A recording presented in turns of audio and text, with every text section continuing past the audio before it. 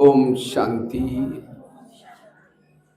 तो आज एक बहुत अच्छा विषय पर चर्चा करेंगे, तनाव मुक्त जीवन, सकारात्मक जीवन शैली।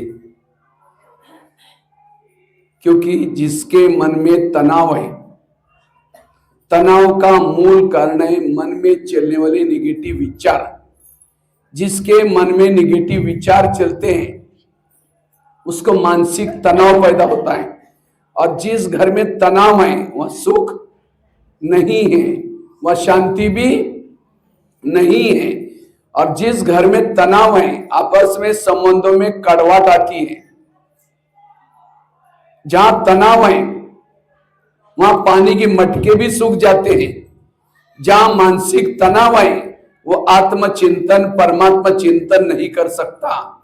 इसलिए वर्तमान समय हमें तनाव से बचना जरूरी है।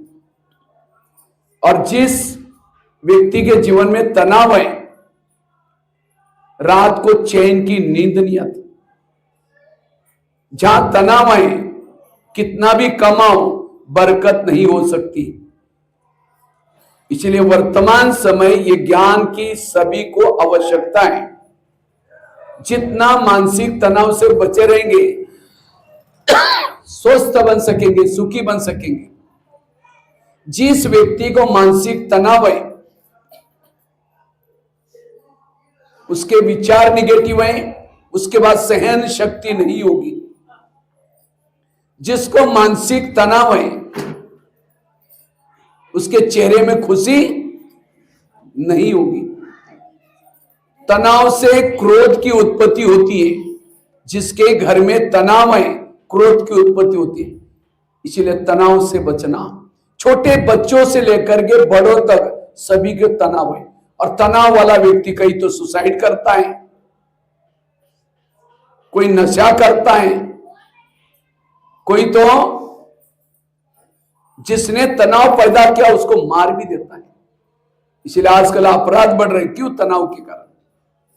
जहां तनाव है विकारों की उत्पत्ति होती है, काम की, क्रोध की, लोभ की, लालच की। इसलिए वर्तमान समय इस आध्यात्मिक ज्ञान के द्वारा हमें मानसिक तनाव से बचने की जरूरत है। और जिस व्यक्ति को तनाव है उसके बाद सहन शक्ति नहीं है, किटकिट चलती रहेगी। वहां तनाव के कारण दिमाग गर्म रहता है। जिसका दिमाग गर्म रहता है उसके दिमाग में केमिकल उतरते, शरीर की बीमारियां होती है। इसीलिए कहते हैं ना, जिसका पांव गरम, पेट नरम, दिमाग ठंडा, उस घर में कोई डॉक्टर है उसको मार दो डंडा। पांव को गरम रखो, पेट को नरम रखो, दिमाग को ठंडा रखो। लेकिन आजकल उल्टा होता है, पांव रहते हैं ठंडे और दिमाग रहता है गरम। आज 70% लोगों को बीमारियां हो रही है। क्यों? तनाव के कारण। भक्ति कर रहे हैं, पूजा पाठ कर रहे हैं, सब कुछ कर रहे हैं, तो भी बीमारियां बढ़ती जा रही, अपराध बढ़ते जा रहे हैं। क्यों? तनाव का इलाज कहीं भी नहीं सुना। इसलिए वर्तमान समय तनाव से बचने की जरूरत है। और जिस व्यक्ति को मानसिक तनाव है उसके चेहरे में खुशी कभी नहीं हो। आज किसी को पेट की बीमारी होती है, ईर्ष्या करने वालों को पेट की बीमारी होती है। इसलिए कहते हैं ना, तुम मेरे को देख करके तुम्हारे पेट में जलन होता है क्या? आज किसी को दूर का कम दिखता है, दूसरे की बुराई को आंखें फाड़ फाड़ के देखते हैं। जो आंखें फाड़ता है, बड़ी बड़ी करता है, आंखों की पुतली पल जाते हैं। फिर डॉक्टर के पास जाएंगे, कहेंगे डॉक्टर जी मुझे आजकल धुंधला दिखता है। तो डॉक्टर चेक करता है, कहता आपको नंबर लगे, चश्मा लगाना पड़ेगा। चश्मा तो लगाया, फिर भी बुराई देखना नहीं छोड़ेगा, नंबर बढ़ता ही जाएगा। आज किसी का ब्लड प्रेशर बढ़ गया, बीती भी बातों को याद किया, बीपी हाई होगी। आज किसी को अस्थमा हो गया, दमा, कोई भी बातों को पेट में दबा कर रखेंगे, क्या हुआ? कुछ नहीं हुआ। अरे नाराज है, नहीं कुछ नहीं हुआ, हुआ बहुत कुछ है, दबा कर रखेंगे, दमे का प्रॉब्लम। आज किसी को ज्वाइंट पेन होते, गुस्सा करने वालों को ज्वाइंट पेन, मसल दर्द होते। आज किसी को स्पॉन्डिलाइटिस होता है, सर्वाइकल। रास्ते में जा रहे सब्जी लाने के लिए जा रहे मार्केट में, वो क्या करती है, वो क्या करता है, इधर उधर देखने वालों को स्पॉन्डिलाइटिस होता है। फिर डॉक्टर के पास जाएंगे, कहेंगे डॉक्टर जी मेरे गले में आजकल अकड़न हो रहा है। तो डॉक्टर चेक करता कहता आपको स्पॉन्डिलाइटिस हुआ। इलाज करके डॉक्टर बड़ा सा पट्टा पहनाता है। जब पट्टा पहनेंगे 6 महीना ना इधर देखेंगे ना इधर देखेंगे, सीधा देखते चलना पड़ेगा। आज आपके इस गांव में हॉस्पिटल होंगे, लेकिन मन को ठीक करने वाला कोई हॉस्पिटल है या? जिसका मन बीमार उसका तन भी बीमार। इसलिए ब्रह्मा कुमारी इसका केंद्र मन को ठीक करने वाला हॉस्पिटल है। आज कोई बहनें हमारी माउंट बुलाते हैं, लाइट लगा दे, सारी लाइट लगा। अच्छा नहीं, चलो कोई नहीं। आज किसी बहन किसी को बुलाते हैं, भाई थोड़ा ज्ञान सुनने के लिए आओ ना, तो क्या बोलते हैं, बहन जी हमको टाइम का है। क्या बोलते हैं? टाइम नहीं। ठीक है, यहां नहीं आएगा, तनाव में आएगा, टेंशन में आएगा, कोई बीमारी हो जाएगी, हॉस्पिटल में सोने का टाइम है। यहां नहीं आएगा, कोई ना कोई गुस्सा करेगा, अपराध करेगा, जेल में जाने का टाइम है। यहां नहीं आएगा, कोई ना कोई अपराध करेगा, कोर्ट कचहरी की चक्कर लगाने का टाइम है। यहां नहीं आएगा, पुलिस स्टेशन में जाएगा। ब्रह्मा कुमारी जी में जाओ, कहीं जाने की जरूरत नहीं पड़ेगी। ताली नहीं बजाए। इसलिए ऐसे जगह पर आओ या ज्ञान की बातें सुनो, कहीं भी जाने की जरूरत नहीं पड़ेगी। इसलिए वर्तमान समय इस ज्ञान की हर इंसान को जरूरत है। इससे हम हेल्दी वेल्दी और हैप्पी बन सकते हैं, स्वस्थ बन सकते हैं, सुखी बन सकते हैं। इसलिए वर्तमान समय सकारात्मक बनना जरूरी है। आज किसी को शुगर होते, शुगर कोई मीठा खाने से नहीं होती। शुगर का कारण टेंशन। क्या टेंशन? मैं इसकी सास हूं, मैं इसका पति हूं, मैं इसकी मां हूं, इसको मैंने पढ़ाया लिखाया, छोटे से बड़ा किया, जब इसकी शादी भी अपनी पत्नी का मानता है, मुझे नहीं पूछता। और ऐसे टेंशन से ऐसी केमिकल उतरे, शुगर पैदा होगी। जब शुगर होगी क्या करेंगे? मीठा खाना बंद करेंगे, टेंशन में आना बंद नहीं करेंगे। तो सारी बीमारी का जड़ है मानसिक तनाव। इसलिए ये ज्ञान केवल सतयुग में जाने के लिए नहीं है, ये ब्रह्मा कुमारी का ज्ञान अपने हेल्थ को अच्छा रखने के लिए भी है, घर को सुखी बनाने के लिए भी है, संबंध को अच्छा बनाने के लिए भी है। इसलिए वर्तमान समय इस ज्ञान की बड़ी आवश्यकता है, सकारात्मक विचारों की आवश्यकता है। आज किसी को शुगर होती है, शुगर कोई मीठा खाने से नहीं होती। शुगर का कारण टेंशन। क्या टेंशन? मैं इसकी सास हूं, मैं इसका पति हूं। इसलिए जब शुगर होगी तो क्या करेंगे? मीठा खाना बंद करेंगे, टेंशन में आना बंद नहीं करेंगे। बच्चे ने गिलास गिराया, इतना गुस्सा करेंगे, तेरे को अक्ल नहीं, तुम कमा के लाओ तो पता चलेगा। गिलास था 10 रुपए का, गुस्सा करेंगे, हार्ट में प्रॉब्लम आएगा, 10 लाख रुपए का ऑपरेशन करना पड़ेगा। गिलास कितना रुपए का था? और गुस्सा करने से तो माताओं को आता है गुस्सा। इसमें से गुस्सा किसको किसको आता है? सच बताएंगे।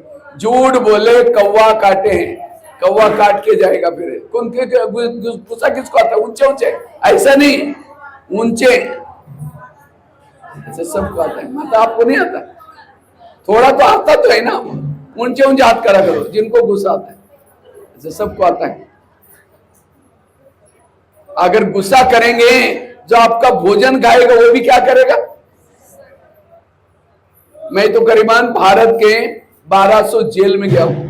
जेल के बाहर एक बोर्ड लगा रहते हैं, जेल में जो बंदी है, काम विकार वाले कितने हैं, क्रोध वाले कितने हैं, लोभ लालच वाले कितने हैं, नशे वाले। 70% कैदी क्रोध वाले होते हैं। कई बार मैं स्कूलों में भी जाता हूं। स्कूलों में जब जाता हूं तो टीचर अपने स्कूल की इतनी महिमा करते हैं, हमारा स्कूल नंबर 1 है, हमारे टीचर बहुत मेहनत करते हैं। लेकिन जब मैं बच्चों को पूछता हूं, बच्चे ये बताओ इसमें से गुस्सा किसको किसको आता है? झूठ बोले कौवा काटे, 70% सारे बच्चे हाथ खड़ा करते, सर हमको गुस्सा आता है। तो मैंने कहा सर आप लोगों ने कोई इसके लिए लेसन नहीं सिखाया था? सर कहते हमको भी गुस्सा आता है। इसलिए इस वर्ष में हमें कभी क्रोध, मुझे लगता है इस सीजन में जो बाबा की मुरलियां चली है, बच्चे कारणों का निवारण करो, बच्चे समस्याओं का क्या करो, समाधान करो। मुझे लगता है शिवरात्रि की मुरली चली थी, उसमें बाबा ने शिवरात्रि में लोग क्या करते, जागरण करते। कौन सा जागरण करो, मैं कौन हूं, मैं कहां से आया हूं, मुझे कहां जाना है, ये वर्तमान समय क्या है, इसको जागरण करते। लेकिन लोगों ने कौन सा जागरण किया, रात भर जागरण किया। शिव जी को प्रसन्न करने के लिए बेर चढ़ाते। कौन सा बेर, जो आपस में वैर विरोध करते उसको छोड़ो। लेकिन लोगों ने क्या चढ़ाया, बेर चढ़ाया। और क्या करते हैं, शिव जी प्रसन्न करने के लिए उपवास करते। उपवास, उपमन्नम नजदीक, मांस बना रहना, मन बुद्धि से परमात्मा के पास रहना, यह है उपवास। लेकिन लोगों ने कौन सा उपवास किया, पेट का उपवास किया। और अक का फूल चढ़ाते हैं शिव जी के ऊपर। क्या चढ़ाते हैं, धतूरा, धतूरा या अक का फूल बोलते हैं उसको। तो कौन सा, परमात्मा ने कहा कौन सा धतूरा चढ़ाओ, तुम्हारे अंदर जो कड़वाट है, जो तुम वेरा सोचते हो, गुस्सा करते हो, निगेटिव सोचते हो, ये अक के फूल को मुझे मेरे पर चढ़ाओ। ये है अक का फूल। इसलिए आज से हमें, अभी होली भी आने वाली है, होली में क्या करते हैं, क्या करते हैं, जलाते हैं। तो क्या जलाओ, अपने अंदर के क्रोध को जलाओ, क्रोध को समाप्त करो, शीतला देवी बनो। कैसे बनो, शीतला देवी। मुझे कभी गुस्सा नहीं करना है, मुझे सहन शक्ति की देवी बने, क्योंकि माता ही सारी बैठी है। माता ही सोई सारा संसार सोया, माता ही जागी सारा संसार जागा। आजकल माताओं की एक कंप्लेन होती है, मेरे बच्चे हैं ना मोबाइल के बिना रहते ही नहीं है कंप्लेन सबकी। मैं कहता हूं गुरु कौन है, एक महाराष्ट्र में एक शिवाजी पैदा हुआ था। वो शिवाजी पैदा क्यों हुआ, उसकी मां जीजामाती नाम थी उसके, जीजा माता। जब वो 9 महीना तक गर्भ में था, अच्छे अच्छे ग्रंथ पढ़ी उसने, तलवार चलाई, भाला चलाई, और वो संस्कार बच्चे के ऊपर पड़े। लेकिन आजकल की मां, जब बच्चा 9 महीना गर्भ में, फेसबुक चलाते हैं, व्हाट्सएप चलाते हैं, यूट्यूब देखते हैं, फैशन करते हैं, गुस्सा करते हैं, बच्चा ऐसा ही पक्का बन गया। और दोष किसको देते हैं, और गुरु तो मैं हूं। इसलिए केवल बच्चों को दोष नहीं दो, खुद को अच्छा बनाना है। मां फैशन करेगी, बच्ची क्या सीखेगी, बाप शराब पिएगा, बच्चा क्या सीखेगा। इसलिए स्वयं को अच्छा बनाने की जरूरत है, स्वयं को संस्कारित बनाने की जरूरत है। इसलिए ऐसी संस्था से जुड़े अच्छा है, लेकिन पक्का जुड़ो, न तो एक पांव उस दुनिया में, एक पांव इधर, ना इधर के ना उधर के। दुनिया का भी आनंद ले रहे और यहां का भी आनंद ले रहे, ना कौरव के ना पांडव के। इसलिए निश्चय बुद्धि बनो। वर्तमान समय युग बदल रहे हैं, तो मैं खुद निगेटिव या पॉजिटिव कैसा पता चलेगा, मैं निगेटिव या पॉजिटिव। सामने से कोई व्यक्ति आ रहा है, उसको देखते रास्ता काट रहे हैं, उसका चेहरा देखना पसंद नहीं करते, निगेटिव है। अगर आपके पति की कोई महिमा करता है, अरे तुम्हारा पति तो बड़ा अच्छा है, तेरे को क्या पता वो क्या है, मैं जानती हूं, मेरे जगह पर कोई और होती तो 10 बार भाग जाती, तुमने तो एक दिन देखा है, मैं पूरा लाइफ उसके साथ रही। अगर पति की महिमा नहीं सुन रहे, आप निगेटिव है। कोई आपके सास की महिमा करता है, अरे तुम्हारे साथ तो देवी जैसी मिली है तुमको, अरे वो क्या है बुढ़िया, मैं जानती हूं, निगेटिव है। अगर एक व्यक्ति के प्रति भी आप निगेटिव है, आपके दिल में भगवान नहीं बैठ सकता। इसलिए पॉजिटिव बनो। सारे शास्त्रों का सार, सारे गीता का सार, पॉजिटिव बनो, सकारात्मक बनो।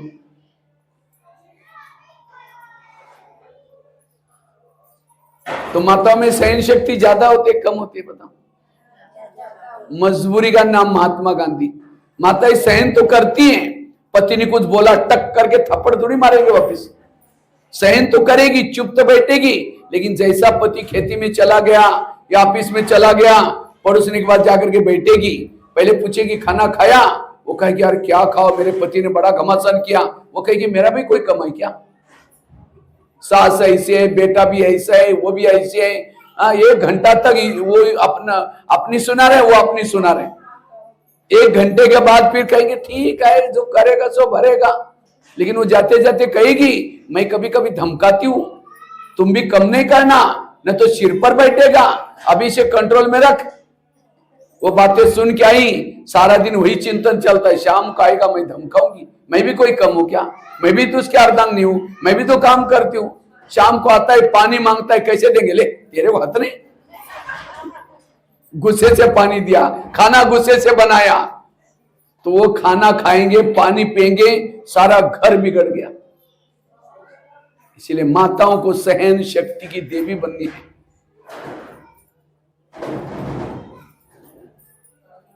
गणेश को क्या दिखाते हैं, गणेश को क्या दिखाते हैं, विघ्नहर्ता।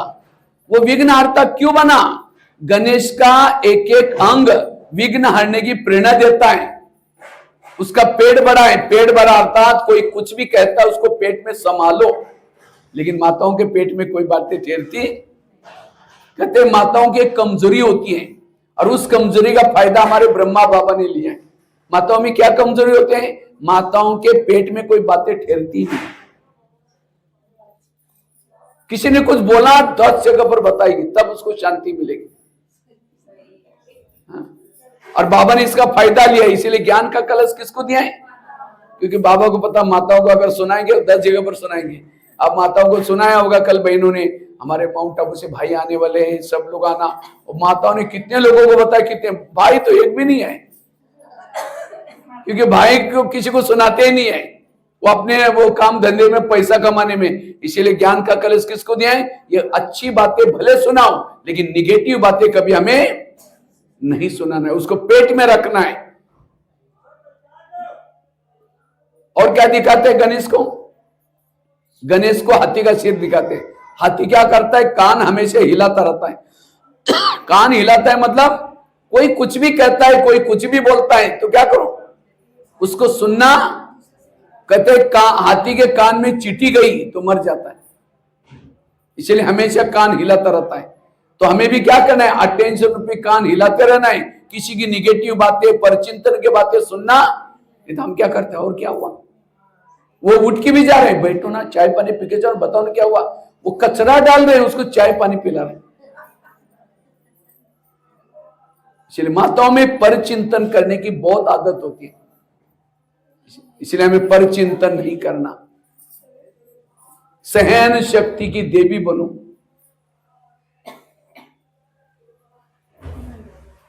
तो जैसे कुकर को गैस के ऊपर रखते तो क्या होता है, गर्म होता है, गर्म होते होते सीटी मारना।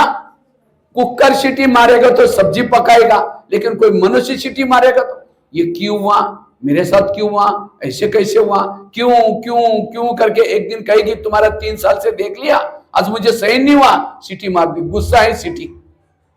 और 1 सेकंड के गुस्से में व्यक्ति क्या करेगा, कोई भरोसा। इसीलिए गुस्से पर कंट्रोल करो। जहां गुस्सा है लक्ष्मी वास नहीं करेगी, जहां गुस्सा है वहां बरकत नहीं हो सकती, जहां गुस्सा है संबंधों में कड़वाटा है, जहां गुस्सा है प्रॉब्लम है। अभी मैं एक जेल में गया था जहां 500 महिलाएं जेल में बैठी थी। तो एक महिला को मैंने ऐसे उठा करके पूछा, आप जेल में क्यों आए, कहते मैं कॉलेज की प्रिंसिपल हूं। मैंने कहा कॉलेज की प्रिंसिपल, आपने क्या किया, कहते मैं बहुत गरीब घर में जन्म हुआ था, पढ़ने के लिए पैसे नहीं थे, तो भी मैंने इधर उधर जॉब करके पढ़ाई की, थोड़ा छोटा काम करती थी और उसी से पढ़ाई की, नौकरी लग गई, लेक्चरर बन गई, शादी हो गई, बच्चे होते गए। तो भी कहा कि मैंने मेहनत नहीं छोड़ी, मेरी मेहनत देख करके मुझे संस्था ने प्रिंसिपल बनाया। जैसे मैं प्रिंसिपल बन गए, मेरे अच्छे दिन आ गए, एक गाड़ी ली, एक मकान अच्छा बनाया, बच्चे भी बड़े हो गए, उनकी भी शादी करवाई, बहू आई, बहुत ज्यादा पढ़ी लिखी थी, खाना पीना बनाना नहीं जानती थी, उसको लगा अभी यही बनाएंगे। 8 दिन हो गया, महीना हुआ, 2 महीना हुआ, 6 महीना हुआ, साल हुआ, वो कुछ नहीं करती। मैडम को धीरे धीरे टेंशन शुरू हो गया। एक दिन कॉलेज में मीटिंग थी, तो मैडम थोड़ी देरी से आई, उसको लगा बहू ने कुछ किया होगा, तो जैसे आई बहू को कहा बेटा तुमने कुछ बनाया, मुझे कुछ नहीं आता। अब उसको लगता है के कारण सबको भूखा तो नहीं मारना है। मैडम फ्रेश होकर के किचन में गई, दाल बनाई, चावल बनाई, सब्जी बनाई, रोटियां स्टील के बेलन से बेल रही थी। इतने में बहू आई और किचन में आकर के कमर पर हाथ रख करके खड़ी रहती है। कहते आप कॉलेज में जाते, बड़ी बात है क्या? वो बेल बजाओ, लोग पानी ला कर देते, एसी में बैठो। एक तो खाना नहीं बनाया, दोबारा ऐसे इतना दिन का टेंशन तो था ही। वही स्टील का बेलन गुस्से से फेंक के मार दिया, बहू के सिर में लग गए, बहू ऑन स्पॉट खत्म। पुलिस वाले पकड़ के लेके गए, कोर्ट ने फैसला किया आजीवन कारावास। मैंने उस मैडम को पूछा, मैडम आपको गुस्सा क्यों आया था? कहते बहू ने मुझे टोंट मारा। मैंने कहा वो टोंट कहाँ लगा है, थोड़ा जगह दिखाएंगे? कहते भैया टोंट थोड़ी लगता है। मैंने कहा कितना बड़ा फोड़ा आया? फोड़ा भी नहीं आया। कितना लीटर खून गया? खून भी नहीं आया।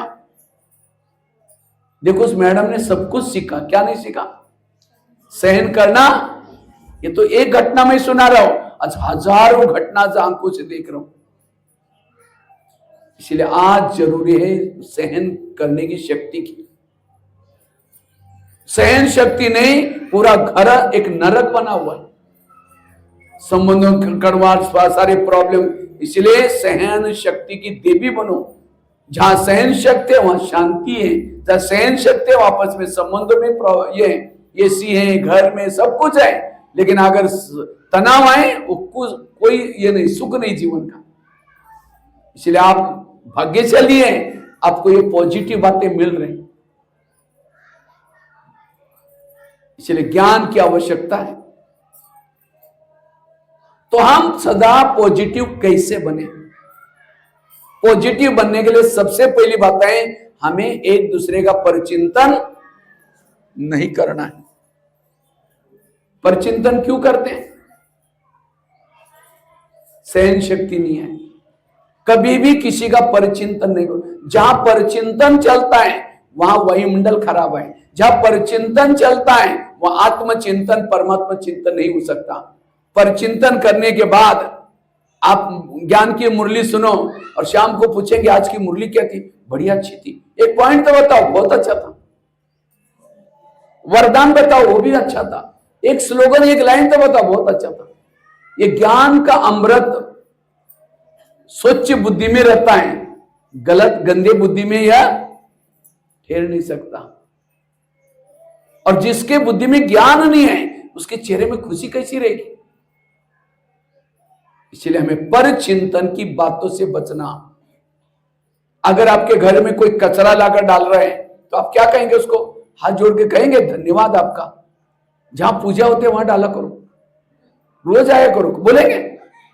तो परचिंतन मतलब कचरे वाली बातें, निगेटिव बातें सुना रहे हैं, हम उसको चाय पानी पिला रहे और उसकी खातिरी कर रहे हैं। तो ऐसी व्यर्थ बातें सुनाने वालों को हाथ जोड़ के कहो कि मुझे ऐसी बातें नहीं सुनाओ। परचिंतन से बचे रहो। जहां परचिंतन है वहां सुख शांति नहीं है। एक शिष्य था, भगवान के पास गया, कहता भगवान मैं जीवन में सुख चाहता हूं, शांति चाहता हूं, मैं जीवन में आगे बढ़ना चाहता हूं, मुझे जीवन में तरक्की करनी है।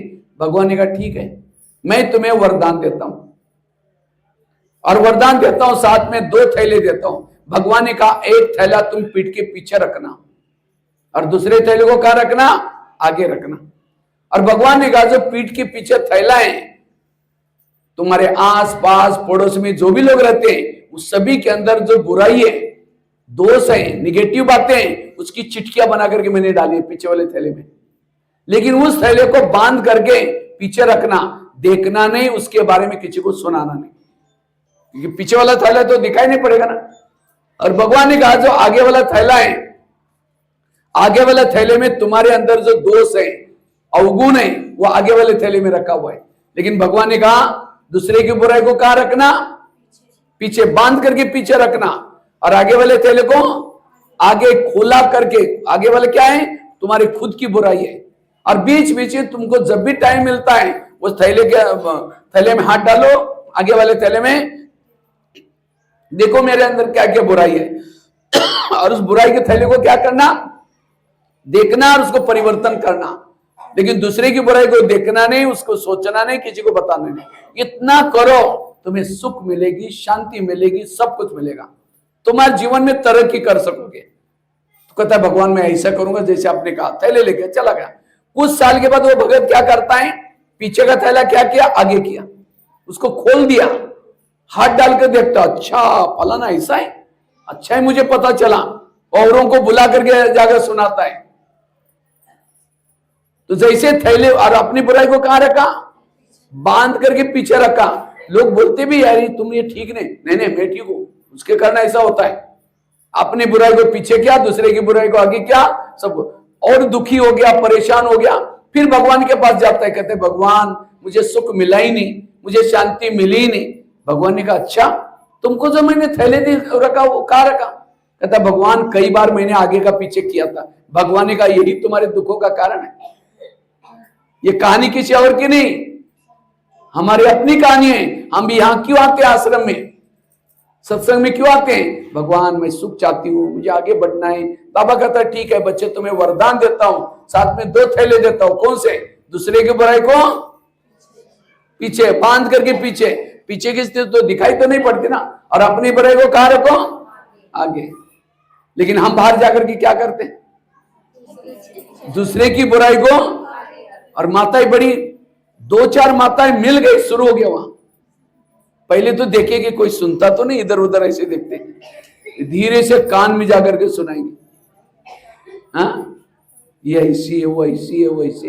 पहले जमाने में माताएं क्या करती थी, जब भी टाइम मिला घरों के सामने या चौराहे में बैठ करके ढोलक बजा करके भजन करती थी। लेकिन आजकल की माताएं भी भजन करते हैं, लेकिन कौन सा भजन? फलानी ऐसी है, वो ऐसी है, और पीछे से ढोलक भी बजाने वाले, हाँ मेरे साथ भी ऐसा किया, सरपंच ऐसा है, वो ऐसा है, बेटा ऐसा है, वो ऐसा है, ये भी भजन। लेकिन इस भजन से कुछ भी, पानी को पिलाएंगे कुछ मिलेगा?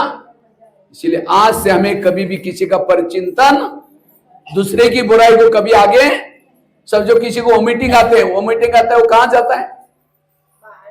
वॉश बेसिन में जाता है। और कोई उल्टी करता है तो हम देखना भी पसंद नहीं करते, उधर जा उधर जा।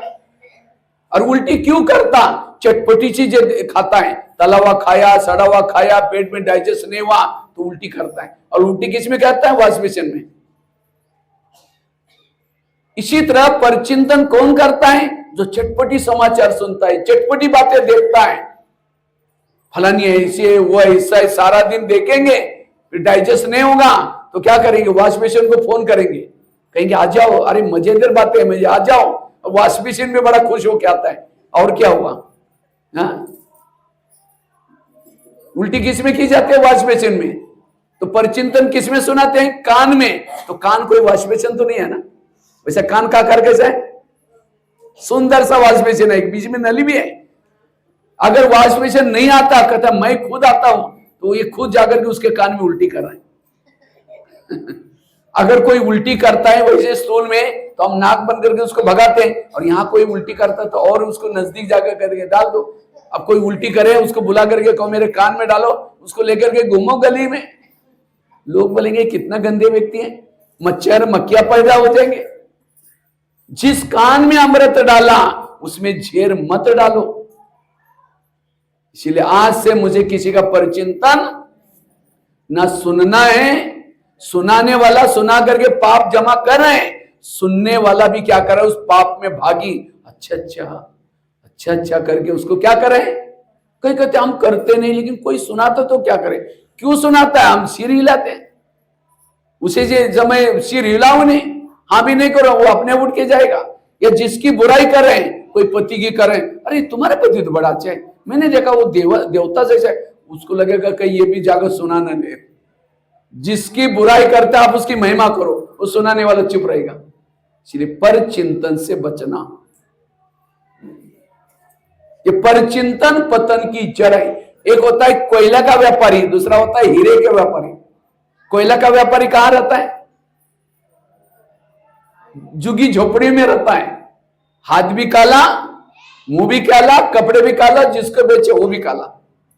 और हीरे का व्यापारी कहां रहता है? सुंदर सा महल में रहता है। एक बार हीरा बेच लिया, फायदा ही फायदा। इसी तरह परचिंतन करना मतलब कोयले का व्यापारी बनना। खुद का तो टाइम वेस्ट कर रहा है, दूसरे का भी समय बर्बाद कर रहा है, उसका भी फायदा ये किया, ये बहुत बड़ा पाप है। और जहां परचिंतन का वायुमंडल है, वहां कोई आएगा उसको शांति मिलेगी?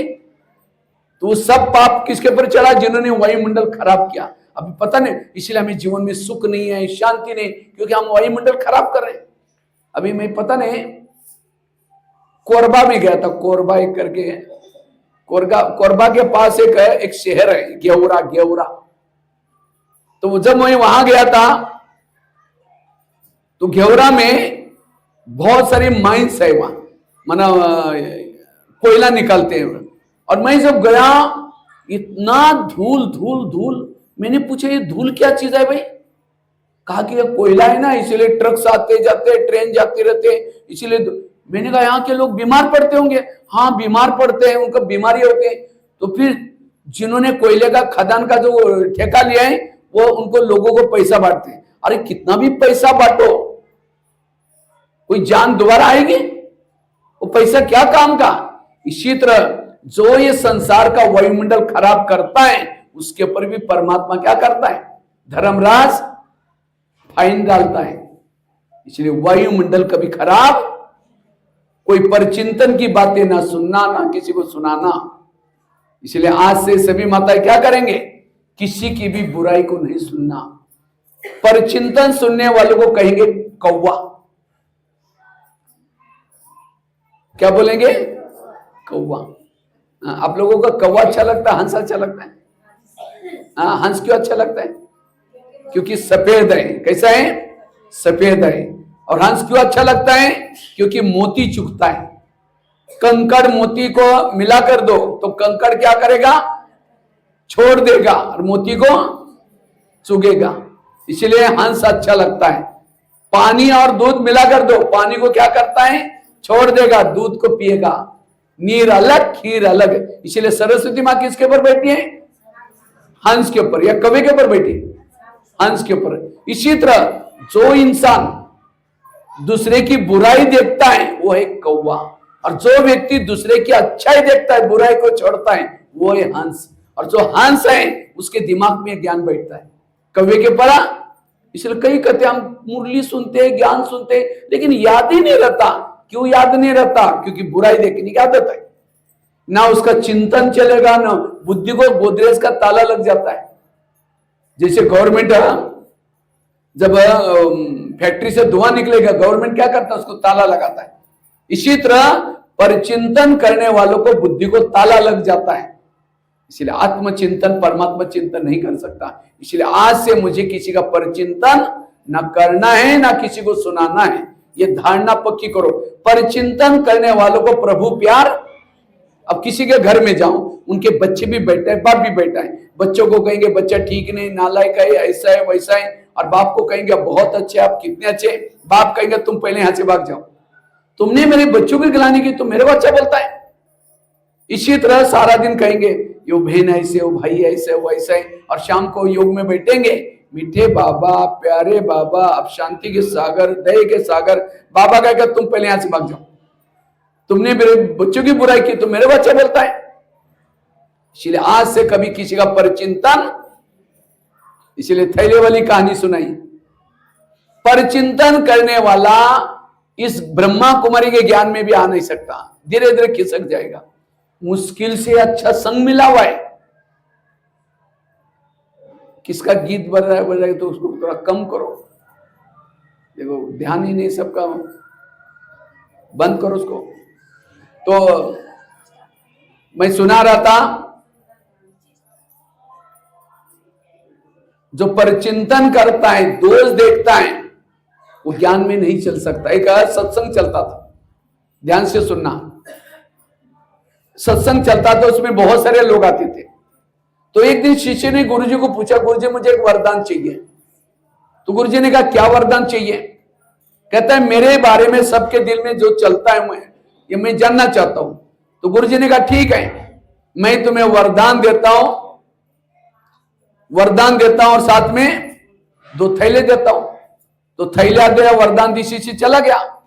नहीं, गुरुजी ने कहा कि गुरुजी मुझे एक वरदान चाहिए। तो गुरुजी ने कहा क्या वरदान चाहिए? मेरे बारे में सबके दिल में क्या चलता है जानना चाहता हूं। तो गुरुजी ने कहा ठीक है, वरदान दिया, साथ में एक छड़ी दी। छड़ी मतलब मांत्रिक डंडा। कहा कि जब भी किसी के दिल में तुम्हारे बारे में कुछ चलता है, जानना है, ये छड़ी को दिल में रखो, उस व्यक्ति का नाम लो, पता चलेगा। तो छड़ी दी, वरदान दी, शिष्य चला गया। अचानक शिष्य को याद आया, पहले मैं गुरुजी की चेकिंग करता हूं, तो गुरुजी के दिल में मेरे बारे में क्या चलता है। तो छड़ी अचानक दिल में लगाता है, गुरुजी का नाम लिया। जैसे गुरुजी का नाम लिया, थोड़ी छड़ी काली होगी। तो छड़ी काली होगी, उसको लगता है गुरुजी के अंदर मेरे बारे में कालापन है, इनको गुरुजी बना करके फायदा क्या। आश्रम में आना बंद हो गया। 1 दिन हो गया, 2 दिन हो गया, महीना हुआ। तो गुरुजी एक दिन उनके पास जाते हैं, कहते क्या जी आजकल सत्संग में नहीं आते? नहीं जी, घर में मेहमान आते, मेरी तबियत ऊपर नीचे। गुरुजी ने कहा 6 साल से आश्रम में आते थे, आंधी आए तूफान आए, नहीं जी नहीं, जरूर कुछ बात है। कहा कि गुरुजी आपके अंदर मेरे बारे में कालापन है। तो छड़ी दिया ने मुझे देख लिया। गुरुजी ने कहा अच्छा ये बात है क्या, लेकिन तुमने देखा कि तुम्हारे अंदर औरों के बारे में कितना कालापन है? कहा कि देख नहीं देखा। देखो, शिष्य ने छड़ी अपने दिल में लगाया और खुद का नाम लिया, पूरी छड़ी काली। गुरु की कितनी काली थी? थोड़ी सी। और शिष्य की पूरी काली, थोड़ी सी सफेद। अपनी पूरी काली देकर के शर्म आए, सिर झुकाया। गुरुजी ने कहा कोई बात नहीं, मैं जब आश्रम में आया था शुरू में, मेरी भी छड़ी पूरी काली थी, लेकिन मैंने तपस्या करके, सेवा करके, दान पुण्य करके, इतनी बच्चे हैं वो तो मैं कर ही रहा हूं, लेकिन तुम मेरे को देख करके आश्रम में नहीं आओगे, जो तुम्हारी सफेद बन रही वो भी काली हो जाए। तब शिष्य हाथ जोड़कर कहता है गुरुजी मैं कितना भूल करने जा रहा था। कहा कि कोई बात नहीं, आज से कभी भी बड़ों की कमजोरी, ये कहानी किसी और की नहीं, ये कहानी हमारी अपनी है। हम भी यहाँ आते हैं, किसी लिए आते हैं? थोड़ा सुख मिल जाए, शांति मिल जाए। बाबा भी हमें वरदान देता है। क्या वरदान देता है? छड़ी देता है। कहता है दूसरे की बुराई को नहीं देखना। तो हम यहाँ कभी कभी हम क्या करते हैं, यहां की बुराई देखना शुरू करते हैं, फलानी बहन जी ऐसी है, वो ऐसी है। आज जिसकी बुराई देख रहे हैं तो वो तो योग लगा रहे, पुरुषार्थ करे, हमारे जैसे तो इंसान है। इसलिए आज से हमें एक दूसरे की बुराई नहीं करनी है। पर चिंतन, ये माताओं में आदत होती है और इसके कारण आज माताएं कमजोर बनी है, परेशान है। मीरा ने क्या किया? जहर को भी अमृत बनाकर पिया। इसलिए पर चिंतन से बचना, तनाव कभी नहीं आएगा, टेंशन कभी नहीं आएगा। दूसरी बात है, अगर तनाव टेंशन से बचना है, उसके लिए कर्म गति को याद रखो। कभी कभी कहते हैं मैं इसके रास्ते में कभी जाती नहीं, मैंने इसका बुरा कुछ किया नहीं, फिर भी ये मेरे साथ ऐसी क्यों करती है? टाली कभी एक हाथ से नहीं बचती। टाली के लिए कितना चाहिए? अगर कोई व्यक्ति आपको तंग कर रहा है, परेशान कर रहा है, इसका मतलब आपने भी कभी उनको तंग किया था। एक संसार की बहुत बड़ी सीक्रेट बात आपको सुनाता हूं। आपके घर के जितने भी लोग हैं, कोई आपको देने के लिए है, कोई आपसे, और जिन्होंने इस लेने देने की गति को समझा, उसको कभी भी तनाव टेंशन नहीं आएगा। आपको जो बच्चा मिला है वो कौन है? पिछले जन्मों का आपको कर्मों को चुक्त करने वाला एक बच्चा है। पति मिला है, ये पिछले जन्मों का हिसाब वाला है। कोई सास है, बहू को तंग करे, परेशान करे, बहू को तनाव टेंशन आ रहा है, अगर सास और बहू का पिछला जन्म दिखाई जाए तो आज जो बहू है पिछले जन्म इसकी सास थी, और जो सास है वो कौन थी? इसलिए कहते ना सास भी कभी बहू थी। इसलिए इस कर्म गति के गहराई को समझो और तनाव से बचे रहो। आज बेटा मेरा हिस्सा है, कई माताएं बच्चे के हरकत से परेशान है, पति की इतना मेहनत करते तो भी बोलता है, क्यों बोलता रहता है? अगर पति और आपका पिछला जन्म दिखाई जाए तो आपने भी उसको पति बन करके तक कभी तंग किया।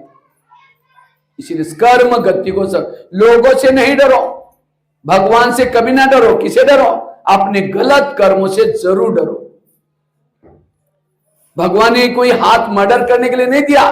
जो व्यक्ति मर्डर करता है अगले जन्म में लूला बन जाता है। मुंह कोई गाली देने के लिए नहीं, जो गाली देता है अगले जन्म में गूंगा बन जाता है। किसी ने अपना सौंदर्य दिखा करके किसी लोगों का, व्यक्ति का जीवन बर्बाद किया, अगले जन्म में इस व्यक्ति का सौंदर्य खत्म हो जाता है। इसलिए भजन है ना, किसके झोले में कांटे हैं तो किसके झोले में फूल। कोई कारण होगा रे, कोई कारण बांटने वाला एक है, कोई लूला, कोई लंगड़ा, कोई अंधा, क्यों कर्म। इसलिए कर्म गति को समझो। आजकल ऐसी ऐसी मशीन्स निकली हैं, पेट में बच्चा या बच्ची चेक करते हैं। और आजकल बच्चों को कोई पसंद नहीं करता। वैसे तो कानूनी अपराध आई है, नहीं चेक कर सकते, लेकिन डॉक्टर को पैसा मिल रहा है तो क्या करते हैं, हॉस्पिटल में दोनों पति पत्नी दोनों भी जाते हैं। अगर पत्नी भी कहती नहीं नहीं मुझे नहीं जाना, नहीं तो पुलिस वालों को बताऊंगी, बच सकते। मम्मी को भी नहीं चाहिए बच्ची, पापा को भी नहीं चाहिए, अच्छा नर्स भी मिली है। ये चारों मिलकर के क्या किया, उस गर्भ को निकाला और कहां डाल दिया, कूड़ेदान में डाल दिया। वो बच्ची कितना भावना से जन्म ले रही थी, मैं पढ़ाई करूंगी, मैं ये करूंगी, मैं ये करूंगी, कितना भावना से जन्म ले रहे थे। चारों ने इसके भावनाओं के ऊपर क्या किया, पानी फेर दिया और कूड़ेदान में डाला। कुत्ते ने खींच खींच के खा लिया, 4-5 कुत्ते ने। वो आत्मा तो मरी नहीं, वो आत्मा देखती मेरे साथ ये लोगों ने ऐसा किया, वही आत्मा अगले जन्म में उसी मम्मी का, पापा जी का, नर्स का, डॉक्टर का मर्डर करके कूड़ेदान में फेंक देती। और ऐसी घटना जब हम देखते हैं, हम कहते हैं और एक व्यक्ति को चार व्यक्ति को एक ने मार दिया, कितना पापी है। पापी काय का क्यों मारा, कारण तो होगा ना, बिना कारण दुनिया में कुछ नहीं हो रहा है। इसलिए कम से कम भगवान से तो डरो। इसलिए ये दुनिया में जैसा बोओगे वैसा काटना पड़ता है।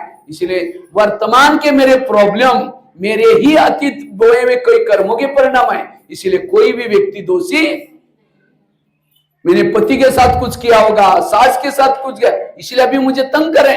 कभी कभी ऊपर देखे कहते भगवान तुमने भी आंखें बंद किया कि मेरे साथ क्या हो रहा है, क्यों हो रहा है, क्योंकि पिछले जन्म में तुमने ऐसा किया। और ये सभी का अंतिम जन्म है, इसके बाद कोई जन्म लेने वाले, जो मैंने 63 जन्म से पाप कर्म किया है सब चुक्त करना पड़ेगा। और उसको चुक्त करने के 3 तरीके, एक है योग, दूसरा है सहन शक्ति, तीसरा है धर्मराज के डंडे।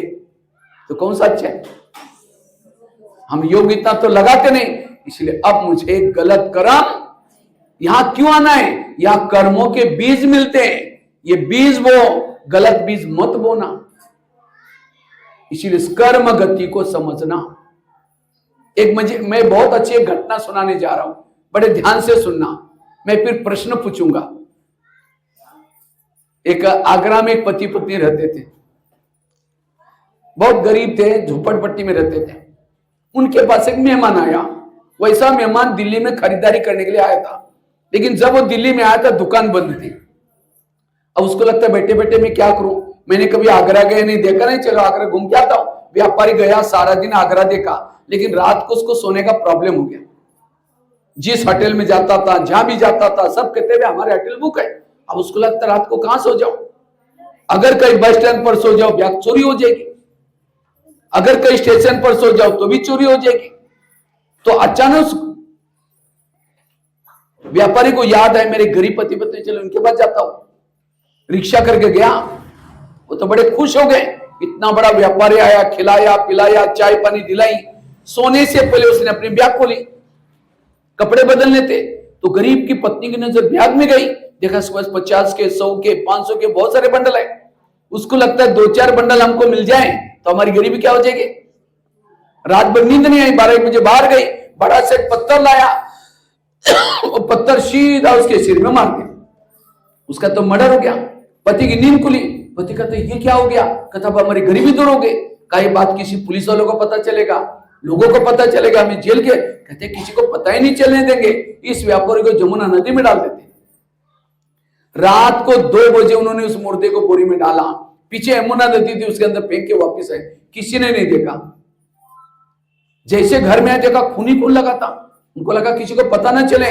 रातों रात उन्होंने खून के दाग भी मिटाए। उन्होंने खून के दाग तो मिटाए, लेकिन कर्मों के दाग को कहीं मिटा। इसलिए भजन है ना, कर्म का लेका मिटे न रे भाई, लाख करे कोई चतुराई। उन्होंने उसी पैसे से एक प्लॉट लिया, मकान बनाया, दुकान खोला, गहने बनाए, गाड़ी खरीद की, गरीबी दूर हो गई। लेकिन कोई बच्चे नहीं थे उनको, दोनों ही पति पत्नी थे। कुछ साल के बाद एक बच्चा भी पैदा हुआ, और एक ही बच्चा था, खिलाया पिलाया, कलेक्टर बनना जितना पढ़ाया। अचानक उस बच्चे को टाइफाइड हो गया। तो उनको लगता है बच्चे को कुछ ना हो जाए, बड़े से हॉस्पिटल में इलाज किया, बहुत खर्चा हुआ, बनाए तो गहने बेचे, बच्चा ठीक नहीं हुआ। गाड़ी बेची, सारा बीमारी में पैसा लगाया, बच्चा ठीक नहीं हुआ। दुकान चालू किया तो उसको भी बंद किया। उनको लगता है बच्चा कलेक्टर बनेगा, दोबारा लेंगे। लास्ट में मकान बेचा, झोपड़पट्टी में चले गए। एक दिन वो बच्चा कहता है, पापा जी अपने को जो मिला था पैसा खत्म हो गया, मैं जा रहा हूं, बच्चा मर गया। तो बच्चा कौन था? वो जिस व्यापारी को मारा था, आत्मा ना शस्त्रों से कटती है, ना आग में जलते हैं, ना पानी में डूबते, वही आत्मा पैसा लेने के लिए बच्चे के रूप में आई थी। ये है कर्मों का डंडा, ऊपर वाले का डंडा। कर्मों का डंडा लगता है, आवाज नहीं आता। तो ये मैंने आप लोगों को क्यों सुनाया? आज माँ बाप ने होटल नहीं देखा, पैसा इकट्ठा किया, और बच्चा कोई ऐसा पैदा हुआ, गलत संगत में जा रहे, नशा कर रहे, पैसा भर। वो बच्चा कौन है? पिछले जन्मों का हिसाब। और ये ज्ञान नहीं है, इसलिए पूरा परिवार डिस्टर्ब है।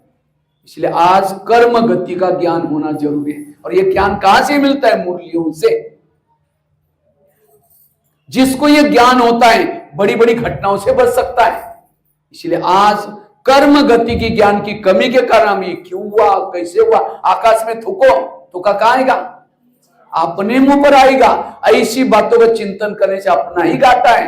इसलिए पॉजिटिव बनो, सकारात्मक बोलो। दो बातें सुने। पहली बताई, पर चिंतन नहीं करना, तनाव से बच जाएंगे। दूसरा कौन सा बताया? और उसके लिए मैंने कितने अच्छे एग्जाम्पल, छड़ी वाली बात बताई, थैले वाली बात बताई, कान में उल्टी नहीं करना, धुआं नहीं छोड़ना। अगर ये टोटके भी याद रखो, आपको ये लेक्चर कभी नहीं भूलेगा। दूसरी बात कौन सी बताई? कर्म गति।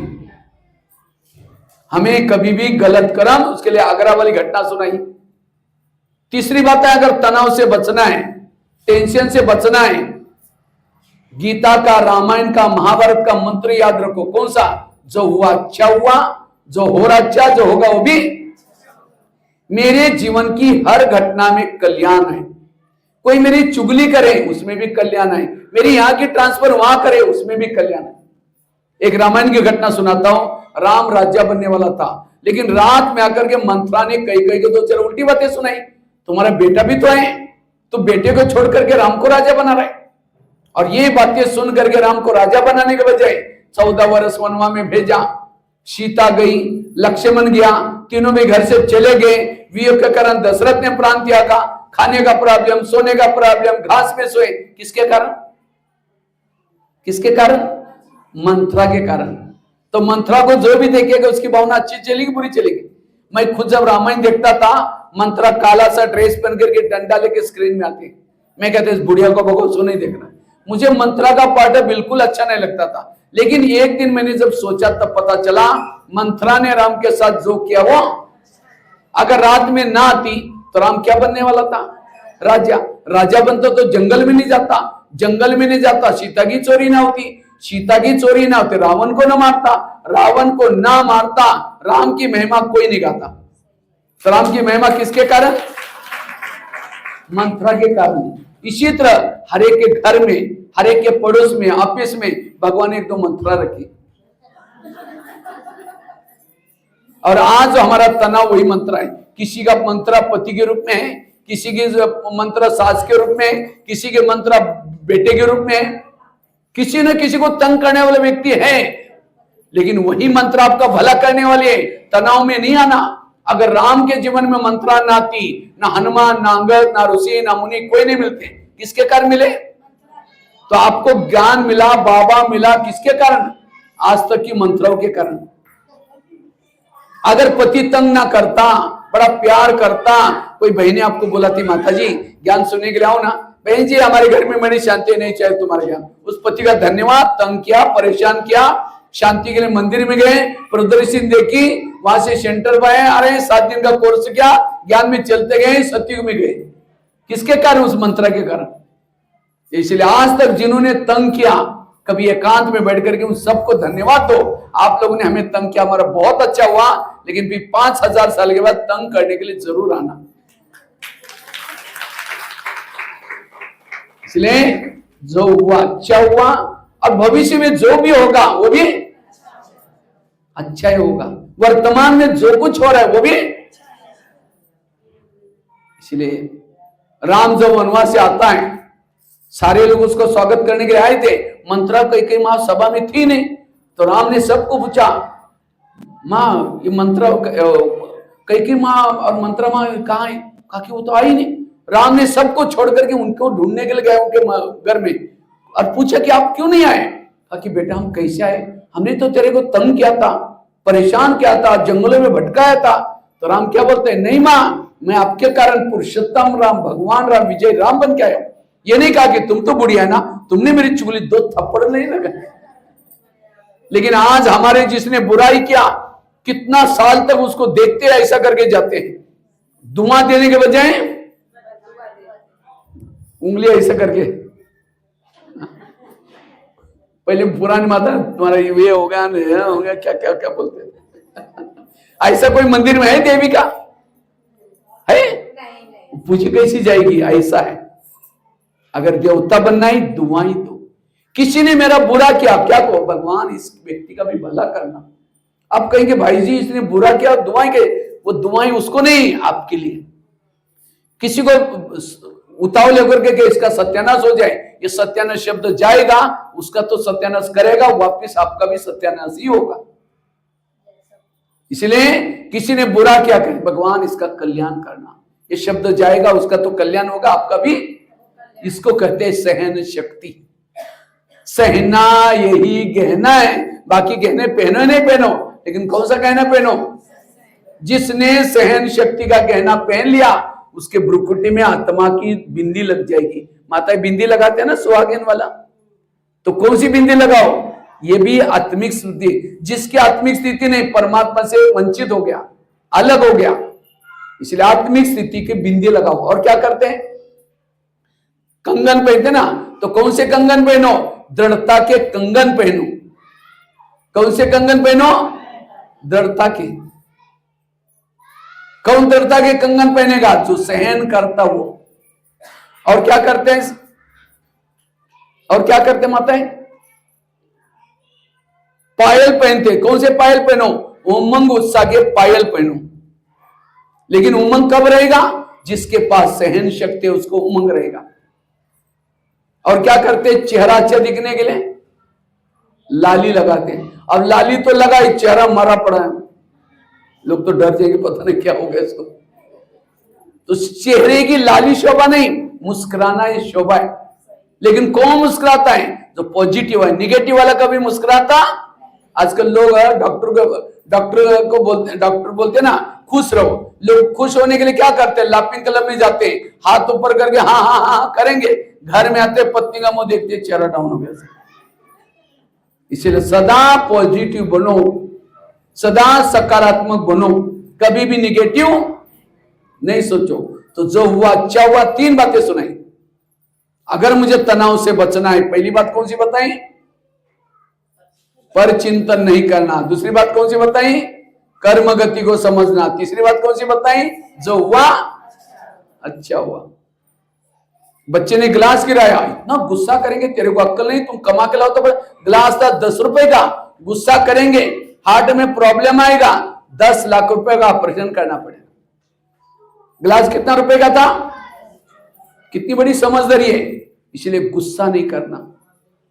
जो हुआ अच्छा, कोई बात नहीं बेटा दूसरा लेंगे। वो ग्लास से भी ज्यादा मत हो गया आपके विचार, आपके थॉट्स। चौथी बात, मैं 5 ही बातें सुनाने वाला और 2 शॉर्ट में। 5वीं बात है, अगर मुझे तनाव से बचना है, वो बहने तो उठ के क्यों गई भाई, बोलना पड़ता है। फोटो लेके तो कैसे खाली अच्छा थोड़ी लगे, बैठो।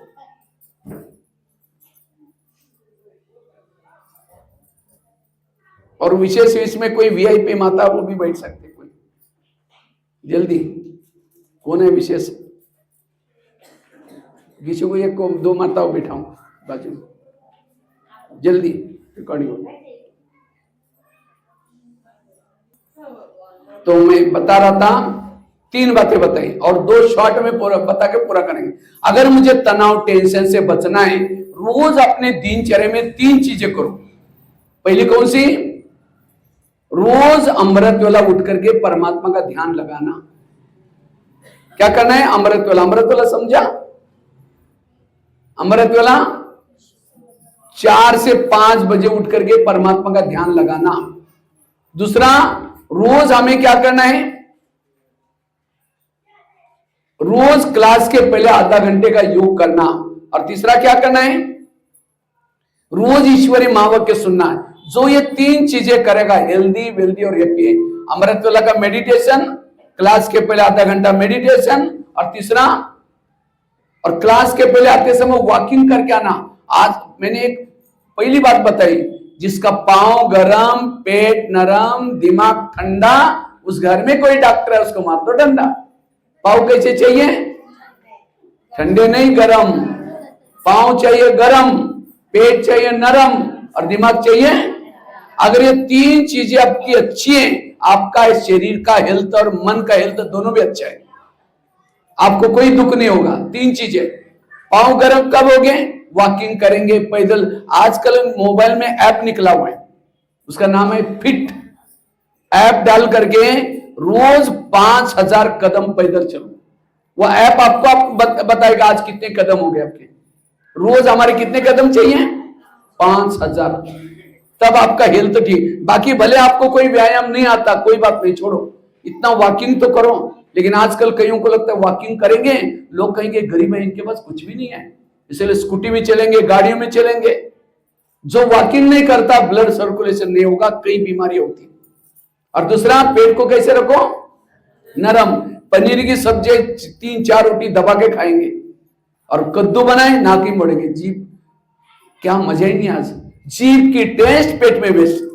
जो जीभ को ज्यादा अच्छा लगता है, समोसा अच्छा लगता है, पकौड़ी अच्छा लगता है, चाट अच्छा लगता है, लेकिन पेट के वो जीभ 2 मिनट नीचे बेचती है, संभलना किसको पड़ता है, पेट सारा दिन चिल्लाता रहता है।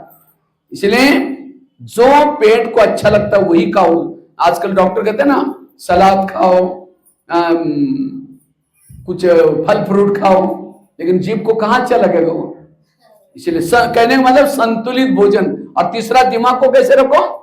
लेकिन आजकल दिमाग रहता है गरम, मुझे ऐसा बोला, इसने ऐसा बोला। बड़ा बनने के लिए सहना पड़ता है, बिना सहन करते कोई बड़ा, तो बड़ा बनना है आपको। अगर बड़ा बनना है तो सहन शक्ति को अपनाओ। दही बड़ा खाते हैं यहां यूपी में, हाँ? तो दही बड़ा कैसे बनता है, रात को उड़द की दाल को पानी में भिगोते, सवेरे उसको मिक्सी में पीसते हैं, आटे को क्या करते हैं, फेंटते रहते हैं। कब तक फेंटते हैं, उसको पानी फेंटते रहते हैं। जब पानी में डालेंगे ऊपर तैरना चाहिए। और क्या करते हैं, फेंटने के बाद फिर उसको गरम गरम तेल की कढ़ाई रखते हैं, उसके अंदर छोड़ते हैं। आजकल मेंदू वड़े की मशीन आते हैं, उसमें छोड़ते हैं। गरम तेल को भी सहन करता है वो, ऊपर नीचे करारा होने तक। फिर निकाल करके ठंडे पानी में डालेंगे, ठंडे पानी से निकाल करके जोर से निचोड़ देंगे।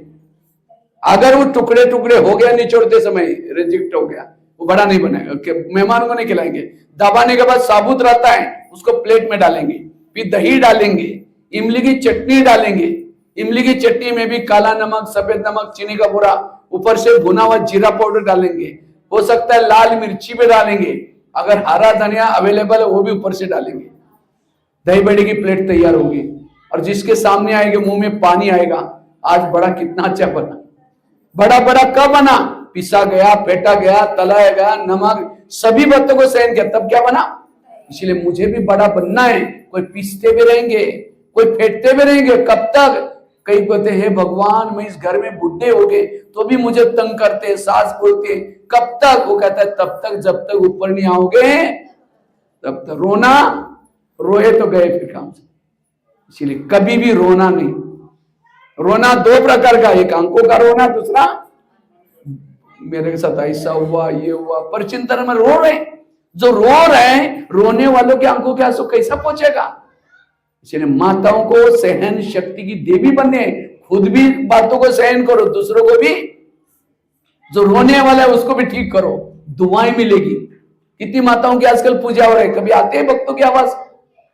इसलिए खट्टी मीठी तीखी सारी बातें आएंगी, सहन करना है।